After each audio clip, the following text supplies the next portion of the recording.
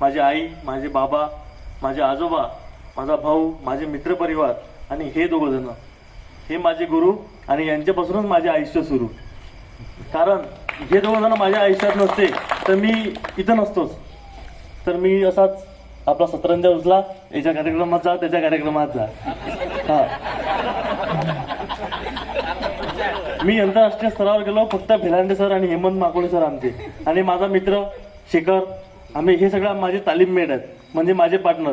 शेखरला म्हटलं मी, शेखर मला 4 वाजता उठो, शेखर मला 3:30 वाजताच फोन करायचा. भारतला म्हटलं 4 वाजता उठो, भारत 3:15 वाजताच फोन करायचा. म्हणजे हा संघर्ष, खूप संघर्ष आहे आयुष्यात. संघर्षाशिवाय जीवन नाही आहे. अंदाज ताकद का लगाया जा सकता है, हौसलों का नहीं.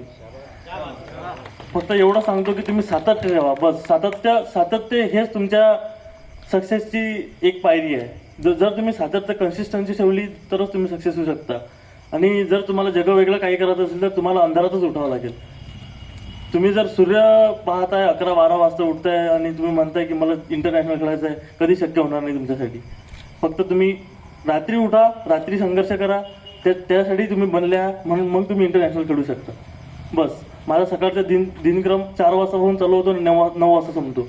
आणि त्याच्यात माझे पार्टनर, माझे तालीममधले सगळे माझे सगळे मित्र आहेत इथं बसले. ज्ञानदीप, शेखर, भारत, अनुज, गण्या, हे आपल्या गावाकडचे सगळे. मी काही ते नावं घेणार नाही. जॉन आणि जॅक आणि ते आपल्याला जमत नाही.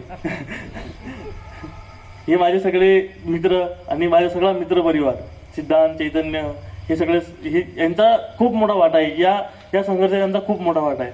मी फॅमिलीपासून 4 महिने दूर होतो. मी घरी फोन पण करायचो नाही. 15-15 दिवस मी फोन नाही करायचो घरी. कारण की मला ते ध्येय गाठायचं होतं की जे कोणी गाठू शकलं नाही आजपर्यंत. बस एवढं बोलून मी माझे 2 शब्द संपवतो. धन्यवाद.